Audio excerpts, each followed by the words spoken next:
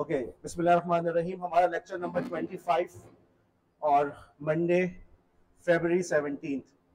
हमने बात शुरू की थी अपनी आईसीटी क्लास का आगाज हमने किया था 21st सेंचुरी स्किल से, और मेरे ख्याल में हमने इस बात को इस्टेब्लिश किया था कि 21st सेंचुरी स्किल जो है वो बुनियाद है, मतलब वो ऐसा फ्रेमवर्क है, ऐसा विजनरी फ्रेमवर्क है कि आज के दौर में हम रियलाइज करते हैं कि कोई भी चीज जिसको हम फील कर रहे हो कि यार हमें इस चीज को सीखना चाहिए, वो चीज उस फ्रेमवर्क ने पहले से मेंशन की हुई है।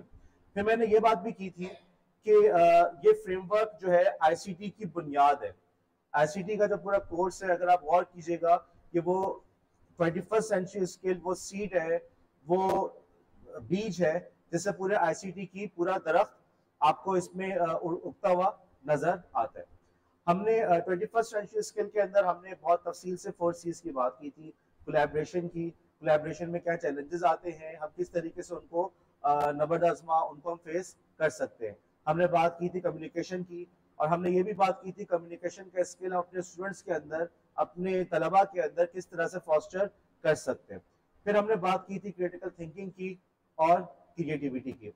क्रिटिकल थिंकिंग के अंदर हमने एक बड़ा इंपॉर्टेंट पॉइंट रेस किया था कि हम अपने तलबा को कम से कम सवाल पूछने की इजाज़त तो दें।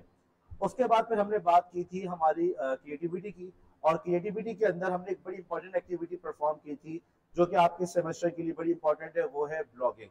ओके, आप लोग के असाइनमेंट्स मैंने चेक करना शुरू किए हैं, और आते जाते मुझे कुछ स्टूडेंट्स नजर आए थे, मैंने उनको फीडबैक भी दे दिया है कि आपके ब्लॉग के अंदर मुझे ये खामी नजर आई, ये कमजोरी नजर आई, आपने इतनी पोस्ट नहीं की हुई। इंशाल्लाह ताला सेमेस्टर के एंड पे हमारे कंपटीशन होगा, और जिसका बेस्ट ब्लॉग होगा उसको इंशाल्लाह ताला हम लोग जो है रिवॉर्ड देंगे। ठीक है, वो अवार्ड या रिवॉर्ड क्या हो सकता है, आप लोग मॉनेटरी रिवॉर्ड भी हो सकता है या किसी सर्टिफिकेट की सूरत में भी, लेकिन इंशाल्लाह ताला आप लोग इसको, इस एक्टिविटी को भी हम लोग परफॉर्म करेंगे। आप लोग से हमने बात की थी पोर्टफोलियो की और ई पोर्टफोलियो की, और मेरे ख्याल में आप लोग को जाके प्रैक्टिकल में अंदाजा हो गया होगा कि एक टीचर की हैसियत से अपनी पहचान बनाना कितना मुश्किल है।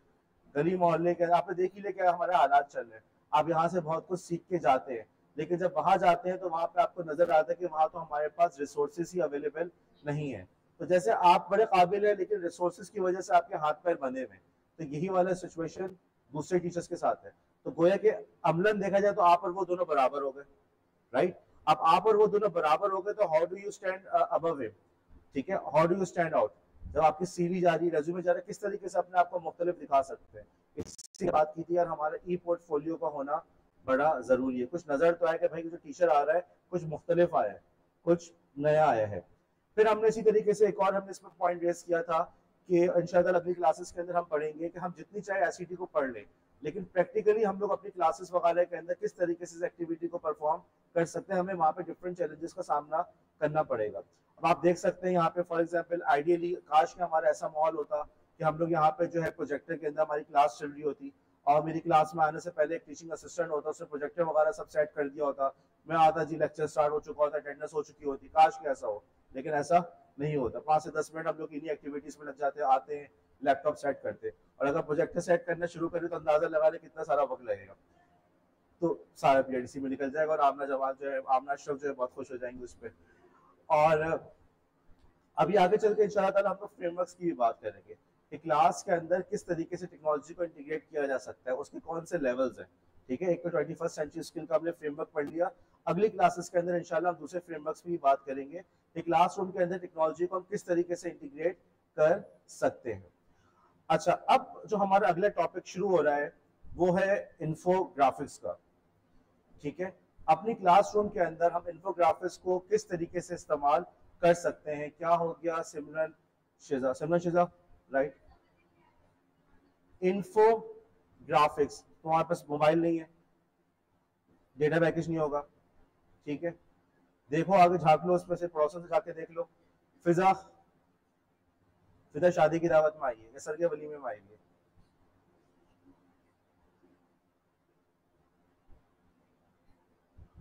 ओके, क्या बात चली थी अरिशबा? इन्फोग्राफिक्स की। ठीक है, इन्फोग्राफिक्स आपके जहन में क्या आता है बड़ी वशरा? इन्फोग्राफिक्स आपके जहन में क्या आता है? क्या चीज? एग्जाम्पल बताओ। डायग्राम्स ऐसे ही है, डायग्राम्स वगैरह, ठीक है, ऐसी है ना।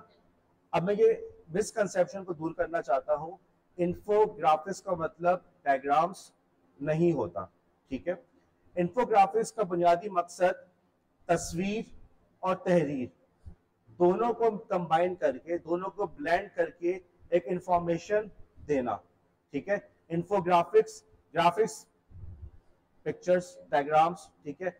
इन्फो, इंफॉर्मेशन, आपने इंफॉर्मेशन कन्वे करनी है बजरिया तस्वीर के, ठीक है। आप लोग को स्लाइड में इस वक्त एक तस्वीर नजर आ रही होगी, देखो इस स्लाइड, इस तस्वीर के अंदर एक इंफोग्राफिक है, इसके अंदर टेक्स्ट नजर आ रहा है, ठीक है, इसके अंदर तस्वीर है, बिल्कुल है, राइट। असल चीज ये है कि दोनों को ब्लेंड करके आप इंफॉर्मेशन कन्वे कर सके। अब आपने कहा कि सर ये तो डायग्राम हुई ना, डायग्राम के अंदर भी तो ऐसे ही होता है, ठीक है। अब तुम लोग इस वक्त स्लाइड के अंदर डायग्राम नजर आ रही है, ठीक है। अब मुझे बता सकते हो इस बारे में कि क्या इंफॉर्मेशन दे रही है अलीना, डायग्राम क्या बता रहा है? हार्ट के बारे में बता रहा है, क्या बता रहा है? हार्ट का फंक्शन नजर आ रहा है, देखो इसमें हार्ट के पार्ट्स हैं, ठीक है, उसको उसने लेबल किया हुआ है, लेकिन क्या ये मुकम्मल इंफॉर्मेशन तुम्हें दे रहा है? क्या मुकम्मल इंफॉर्मेशन दे रहा है? नहीं दे रहा है, ठीक है। ये आपके टीचिंग एड तो है, ये जो डायग्राम है ये टीचिंग एड तो है। कल अगर अपनी क्लास में जाते हैं, क्लास के अंदर पढ़ाना शुरू करते हैं, तो हार्ट की इन तमाम जो हिस्से हैं, इन चीजों को बताने के लिए आपके पास अगर डायग्राम होगी तो आपके लिए पढ़ाना आसान है। लेकिन ये इंफोग्राफिक नहीं है, क्योंकि इससे इंफॉर्मेशन कन्वे नहीं हो रही, पूरी इंफॉर्मेशन कन्वे नहीं हो रही। अगली स्लाइड पे देखो, अगली स्लाइड पे तुम लोग इस पे गौर करो, पहली वाली स्लाइड पे गौर करो, ठीक है। अगली स्लाइड के अंदर वो तुम लोग को दिखा रहा है एनाटॉमी ऑफ योर हार्ट, ठीक। अब एक नजर इसको पढ़ो, बड़ा करो स्क्रीन को, साइज को बड़ा करो, और मुझे बताओ इससे कुछ इंफॉर्मेशन मिल रही है, कुछ एक्सप्लेन हो रहा है? अब तुम दोनों को फर्क करो, देखो दोनों को फर्क करो। पहले वाले के अंदर उससे बताया, उसने आपके बेसिकली लेवल दे दिया। दूसरे वाले के अंदर इंफॉर्मेशन की प्रेजेंटेशन पहले से बेहतर है या नहीं है? पहली बात, चीज ज्यादा बेहतर, आसानी से समझ में आ रही नहीं आ रही, ठीक है। हर डायग्राम, हर पिक्चर इंफोग्राफिक नहीं होती, ओके। ये बात आपके लिए समझना क्यों जरूरी है? क्योंकि एज अ टीचर आपने इंफोग्राफिक्स बनाने हैं अपने स्टूडेंट्स के लिए। आप लोग अभी जा रहे थे क्लास के अंदर, आपने क्लासेस के अंदर जो है अपने चार्ट्स वगैरह बना के लेकर गए, टीचिंग एड्स बना के लेकर गए, लेकिन जरूरी नहीं कि जिंदगी हमेशा ऐसी गुजरे। मुमकिन है आपको ऐसी अच्छी क्लासेस मिले, ऐसे अच्छा स्कूल मिले जहाँ पे सारी रिसोर्सेज मौजूद हो, और ना भी हो तो शायद आप भी इसी तरीके से मोबाइल वगैरह पे क्लास कंडक्ट कराएं, कि मोबाइल के जरिए से स्लाइड्स दिखा रहे हैं बच्चों को, व्हाट्सएप वगैरह पे, डिस्कॉर्ड पे अपने आप ट्यूटोरियल्स वगैरह भेज रहे हैं। तो आपको इंफोग्राफिक्स तो बनाने पड़ेंगे। अच्छा टीचर पहले भी वही होता था जो हम पढ़ते थे, कि जो अच्छी डायग्राम बना लेता था, बात को अच्छी तरीके से समझा लेता था, 2-3 कलर की चौक्स इस्तेमाल करता था, हम उस वक्त भी उसको अच्छा समझते थे कि यार उसकी बात ज्यादा अच्छी समझ में आ रही है। वही चीज अब भी है, फर्क सिर्फ इतना है कि अब आप कंप्यूटर की मदद से, सिर्फ चौक वगैरह वाला जमाना खत्म हो गया, आप कंप्यूटर की मदद से बेहतर इंफोग्राफिक्स बना के अपने स्टूडेंट्स को एजुकेट कर सकते हैं। डायग्राम और इंफोग्राफिक को फर्क को समझना आपके लिए जरूरी है। हर डायग्राम को इंफोग्राफिक मत समझ लेना। इंफोग्राफिक गोया का पूरा एक पैकेज होता है, एक ही तस्वीर के अंदर वो पूरी की पूरी बात समझाने की कोशिश करता है। पूरी बात का मतलब ये नहीं है कि तुम पूरी किताब को एक ही तस्वीर में डाल दो। पाकिस्तान स्टडीज पढ़ाने को मिला, पूरी पाकिस्तान की तारीख एक ही तस्वीर में डाल दी, ऐसा नहीं है। हाँ, एक टॉपिक को लिया आपने, उस टॉपिक के पॉइंट्स को आपने इंफोग्राफिक की मदद से समझा दिया। इंफोग्राफिक्स का एक और चीज ये हुई, आपने कायदे के 14 पॉइंट्स थे, आपने फॉर एग्जांपल पूरा टेक्स्ट लिख दिया, 1 2 3 कलर डाल दिया, बोला जी इंफोग्राफिक तैयार है। नहीं, ये बात नहीं है। बात के अंदर आपने समझाना भी है, टेक्स्ट और तस्वीर दोनों को जमा करके आप अपनी चीज को बेहतर तरीके से अपने स्टूडेंट तक पहुंचा सके, ठीक। अब यहाँ पे किसी के जहन में ये आ सकता है कि सर इतनी मगजमारी करने की जरूरत ही क्या है, मैं क्लास के अंदर आ रहा हूँ या आ रही हूँ, मैं लेक्चर भी दे रहा हूँ, और साथ ही साथ जो है अब मैं तस्वीरें भी बनाऊं, इंफोग्राफिक्स भी बनाऊं, और आपने ऊपर से ये शर्त लगा दी कि डायग्राम ना हो, इंफोग्राफिक्स हो, तो मुझे जरूरत क्या पड़ी इतनी मगजमारी करने की? देखो इंसान, इतना तो तुम लोग को समझ में आता होगा कि इंसान जो है तस्वीर को ज्यादा आसानी से समझता है बनिस्बत के टेक्स्ट के। आपने देखा कि रोड के बराबर में निशानात बने हुए होते हैं, राइट, वहां पे चाहे तो वो लिख भी सकते थे यहाँ पे पार्किंग करना मना है, लेकिन वो तस्वीर बनाने की कोशिश करता है। तस्वीरें तेजी से चीज़ों को कैप्चर, आपकी इंटेंशन को कैप्चर करती है। हर इश्तहार के अंदर विजुअल एलिमेंट्स होते हैं, हर इश्तहार के अंदर विजुअल एलिमेंट्स होते हैं। क्यों होते हैं? इसीलिए होता है, उनको पता है कि बंदा टेक्स्ट पढ़े ना पढ़े, इश्तहार देखने के लिए, तस्वीर देखने के लिए वो लाजमन उसकी अटेंशन, उसकी तवज्जो उस तरफ जाएगी। बच्चों की जितनी भी किताबें होती हैं, राइट, हर किताब के अंदर तस्वीरें होती हैं, कलरफुल किताबें होती हैं, राइट। सिर्फ ABCD पढ़ा रहा होता है लेकिन हर पेज पे नया कलर, ठीक है, हर तस्वीर बिल्कुल नए डिफरेंट कलर के साथ, ऐसा होता नहीं होता। मैथ्स की किताबें जब तक आप लोग बचपन में पढ़ते रहे जिसमें कलर्स होते थे, आपको मजा आता था पढ़ने में, और जैसे जैसे आगे चल की किताबें ब्लैक एंड व्हाइट होती चली गई, मोनोक्रोमेटिक होती चली गई, उसको पढ़ने में और दिलचस्पी हमारी खत्म होती चली गई, राइट।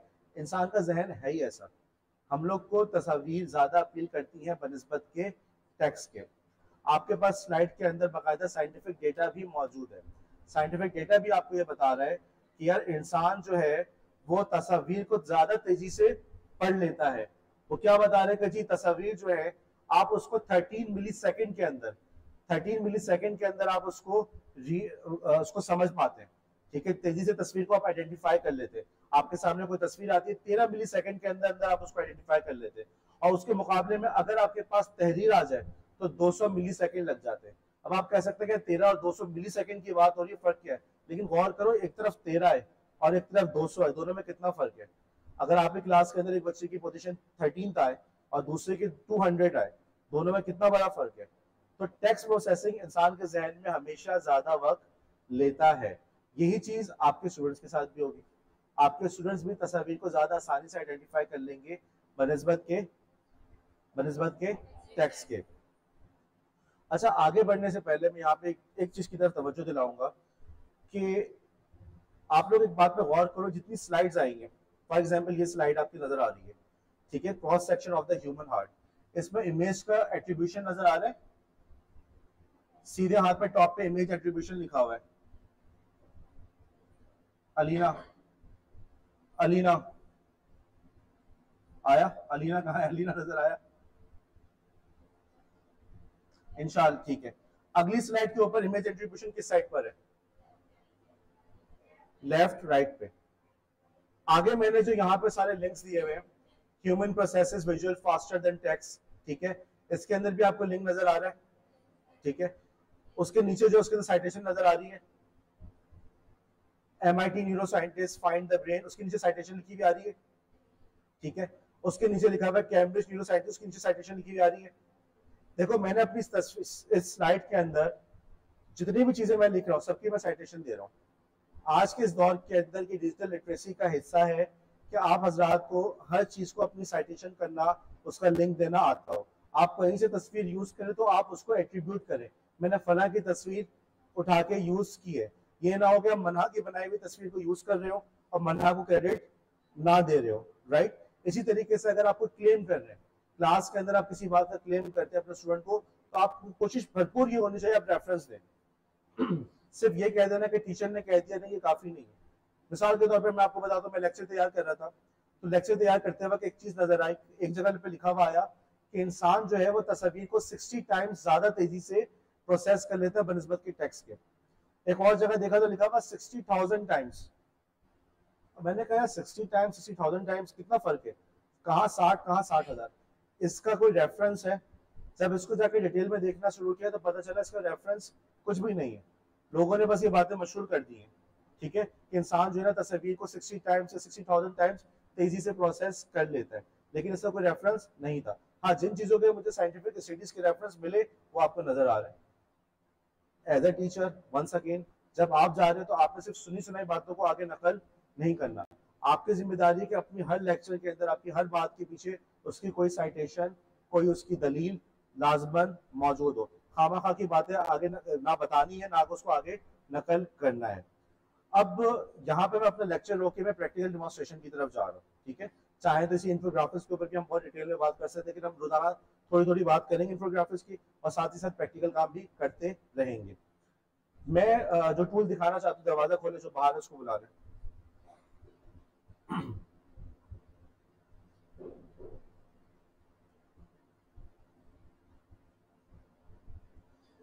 मैं जो टूल दिखाना चाहता हूं उसका नाम है draw.io।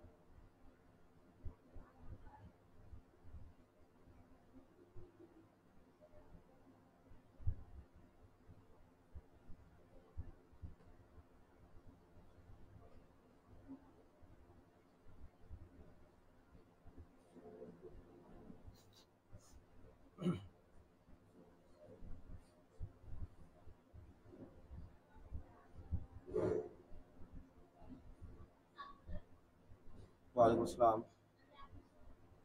लैब बंद है, कीस जाना थोड़ा सा रुक जाए, 5-10 मिनट में मिल जाएगा।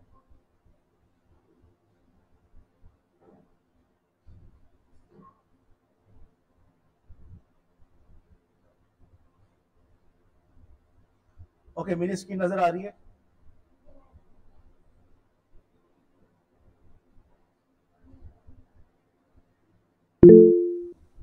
आप लोगों को मेरी स्क्रीन नजर आ रही है? क्रोम खुला हुआ है? ठीक है। अब मैं इस क्रोम के ऊपर देखो, इन्फोग्राफिक्स की डिफरेंट टाइप्स है, ठीक है। सबा चंगू खा रही हो, पिक करो, या अगली दफा लेकर अपनी क्लास के लिए लेकर आना। ओके जी, लैब लेट आई हो, तो इतने करीब रहती फिर भी लेट आती हो, तो मुस्कुरा कर जा रही है। ओके, हमारी बात इन्फोग्राफिक्स की डिफरेंट टाइप्स है, ठीक है। टाइप्स कौन सी क्या है अगले लेक्चर्स में बात करेंगे। इसी तरीके से इन्फोग्राफिक्स को बनाने के भी हमारे पास डिफरेंट सॉफ्टवेयर्स हैं। हर सॉफ्टवेयर की अपनी कुछ स्ट्रेंथ है, अपनी कुछ वीकनेस है। यहाँ पे हम लोग जिस सॉफ्टवेयर से आगाज कर रहे हैं उसका नाम है draw.io। ये ऐप कहाँ पे इंस्टॉल हो सकती है? कोई इंस्टॉल करने की जरूरत नहीं है। अपने पास ब्राउजर खोलें, आपके पास नेट कनेक्शन हो, उसमें लिखिए draw.io। draw.io। ड्रॉ जो है इसका डोमेन नेम और इसका टीएलडी क्या है? आयो, गुड।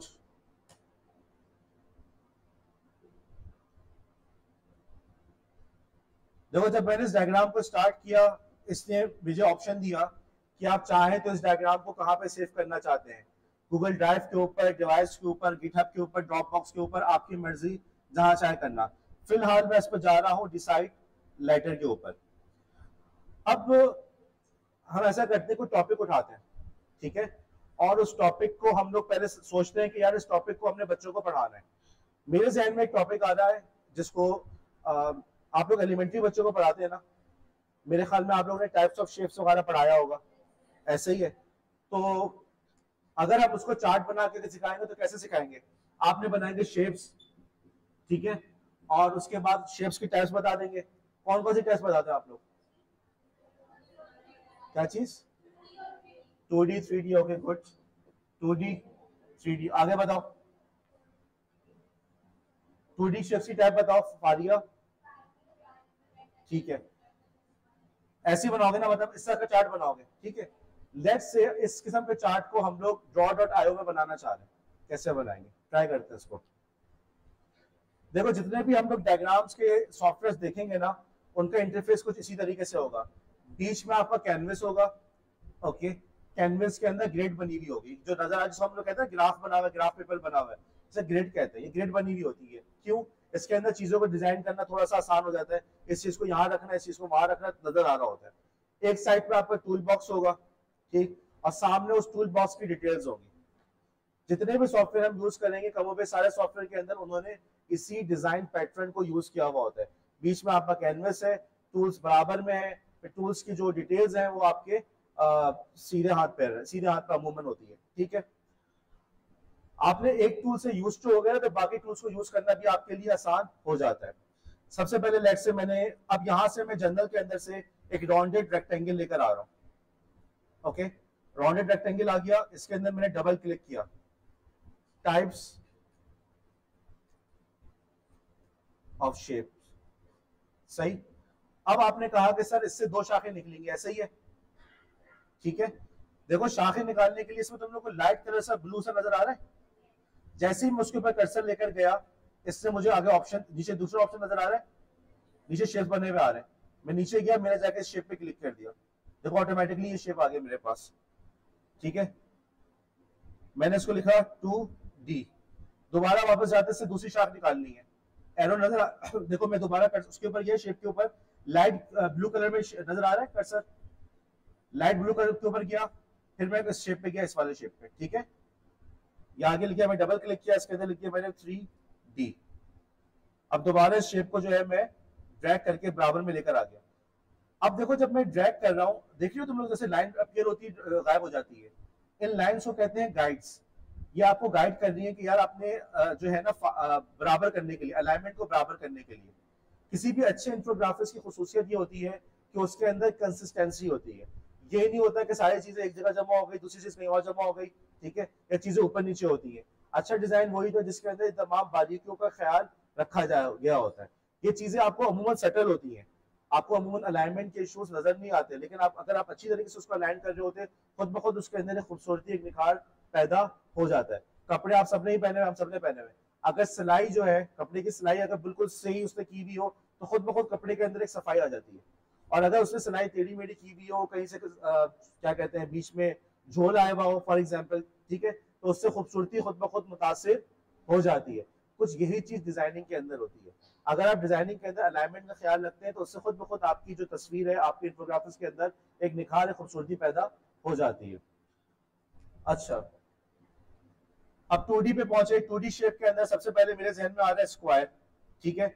मैं यहाँ से स्क्वायर, अच्छा एक बात, किसी ने कहा कि सर ये जो आपने ड्रॉ करके दिया ये कौन सी बड़ी बात है, ये तो जो होता है हम लोग पावर पॉइंट में भी कर सकते हैं, राइट, ड्रॉ MS वर्ड के अंदर भी कर सकते हैं, ऐसे ही है, ठीक है। अब ये देखना, जरा स्क्रीन को देखना, ये देख रहे हो तुम लोग, चीज को मैं मूव कर रहा हूं, क्या उससे कनेक्शन टूटे? ये चीज होती है MS वर्ड के अंदर? नहीं होती। ये ड्रॉ डॉट आयो की खुसूसियत है, ये ड्रॉ डॉट आयो की खूबसूरती है, ओके। जो उसकी स्ट्रेंथ है ना वो ये है, आपने इस किस्म की डायग्राम्स बनानी है जिसके अंदर चीजों का आपस में कनेक्शन है, उसके लिए बेहतरीन है। एक दफा कनेक्शन जब बन जाता है तो वो टूटता नहीं है, अलाइनमेंट आउट नहीं होती। वापस उसको हम अपनी असल शक्ल में लेकर आते हैं। टैप्स ऑफ शेप को मैं बीच में लेकर आया और कंट्रोल, ये गलती से मुझसे शेप आ गया, मैं दोबारा कंट्रोल Z दबाया, अंडू हो गया, और इसको मैं लेकर आ गया उसके वापस अपनी जगह के ऊपर। अब देखो मैं जितना बाहर इसको करता जा रहा हूँ, खुद ब खुद मेरा जो ग्राफ पेपर है, जो मेरा कैनवस है, वो बढ़ता जा रहा है, ठीक है। देखो 2D के उल्टे हाथ पे जगह नजर आ रही है, नहीं है ना?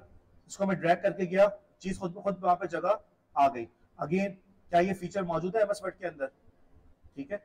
हर चीज की अपनी खुसूसियत होती है, अपनी खूबी खामी होती है। अब ये नहीं समझना चाहिए कि फला काम फला में हो सकता है तो हम उसी को यूज करें। चीजों की स्ट्रेंथ को समझ के अपने लिए अपने अप्रोप्रिएट टूल का हमें इंतखाब करना चाहिए।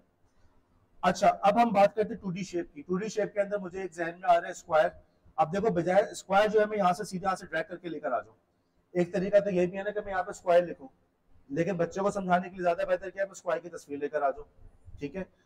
तो जी उल्टे हाथ पे स्क्वायर नजर आया, इसको मैं ड्रैग करके यहाँ पे लेकर आ गया, स्क्वायर आ गया। लेकिन अब इस 2D और इस स्क्वायर के दरमियान मैंने कनेक्शन पैदा करना है, और आपने कहा सर लाइन ड्रॉ कर दे। नहीं, देखो लाइन तो हम लोग MS वर्ड पे भी ड्रॉ कर लेते हैं, लेकिन MS वर्ड की लाइन में क्या खामी थी कि जब हम शेप को आगे पीछे करते थे लाइन पीछे रह जाती थी। यहाँ पे हमने कनेक्शन बनाना है, ठीक है। एक कनेक्शन बनाने का तरीका क्या था, शेप के ऊपर जाके होवर किया, वो ब्लू कलर की लाइन आई, फिर हम वहां से शेप को बनाते चले गए। यहाँ पे हमने दूसरा तरीका इख्तियार कर रहे हैं, पहले से एक शेप लेकर आ गए, अब दोनों में कनेक्शन बना रहे हैं। देखो जब मैं इस लाइन पे गया मुझे ग्रीन लाइन नजर आ रही है, ग्रीन डॉट नजर आ रहा है। जब होवर किया तो ग्रीन डॉट नजर आया। एक बार फिर मरियम नदीम, सॉरी राबिया नदीम। तो जैसे ही मैं शेप के ऊपर गया, ओके, शेप के ऊपर मैं आपको दो ब्लू लाइनें नजर आ रही, छोटी छोटी ब्लू लाइनें बनी हुई। किसी भी एक ब्लू लाइन के ऊपर चले जाओ, ब्लू जो निशान बना हुआ है, तो वो ग्रीन बन जाएगा, ग्रीन बन गया, ठीक है। अब यहां से मैं इसको क्लिक करके लाइन पकड़ू और इसको यहाँ पे ले आऊं, और यहाँ पे मैं उस वक्त छोड़ू जब यहाँ पे वो ग्रीन निशान बन जाए। दोनों जगह ग्रीन ग्रीन आ गया।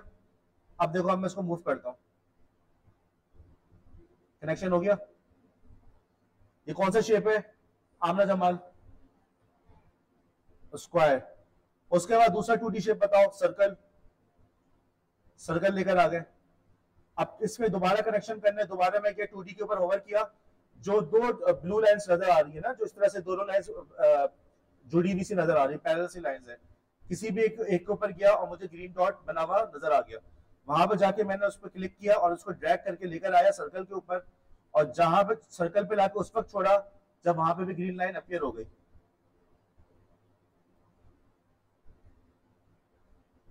एक और शेप ले लेते कोई,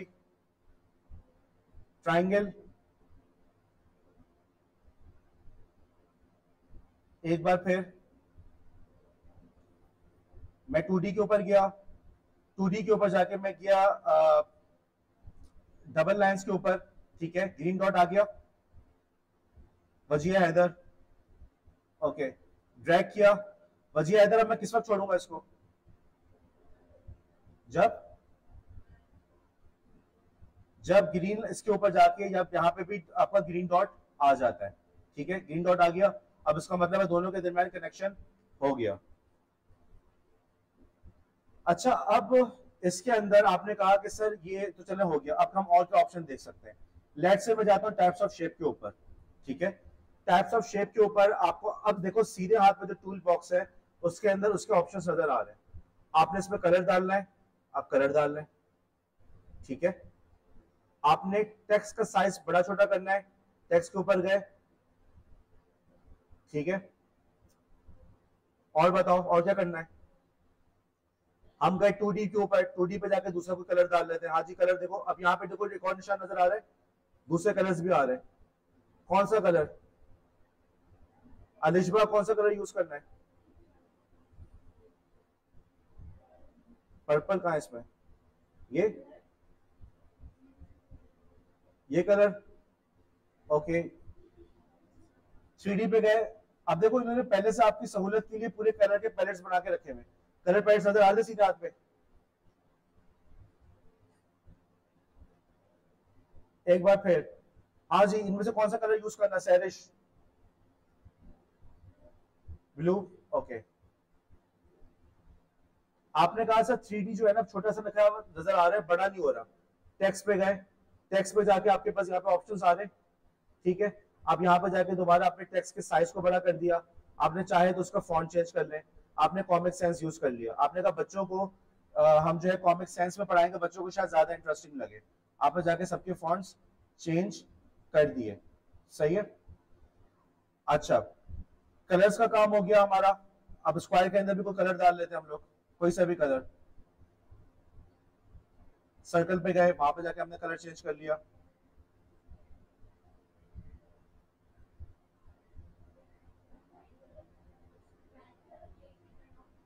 बाद में बात करेंगे बात।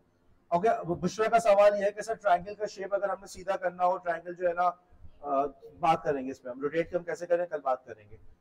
बुनियादी तौर पे एक बार फिर मैं दोबारा एक चीज दिखा दूं कि इसके अंदर जो आपका डॉट डॉट आईओ का सबसे बड़ा फायदा है कि आप चीजों के अपने हिसाब से एक दफा कनेक्शन बन जाए, आप चीजों को मूव कर सकते हैं। मूव करेंगे उससे उस पूरे ग्राफ के ऊपर, उस पूरी तस्वीर के ऊपर किसी किस्म का फर्क नहीं पड़ता।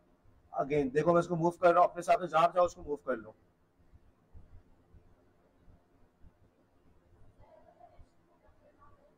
ओके, कनेक्शन खत्म करना हो तो क्या करेंगे, कनेक्शन के ऊपर क्लिक किया, लाइन के ऊपर क्लिक किया, बैक स्पेस दबा दिया या डिलीट दबा दिया, खत्म। और दोबारा कनेक्शन बनाना है, वापस 2D के ऊपर गए, ग्रीन लाइन आ गई, ड्रैग करके मैं लेकर गया स्क्वायर के ऊपर, आ गया।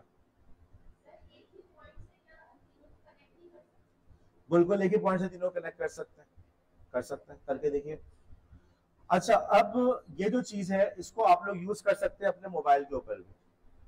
आपका जो मोबाइल का ब्राउजर है, क्रोम को खोले, क्रोम के डॉट डॉट ऐप पे काम करें, आप उस पर भी सारा काम कर सकते हैं, ठीक।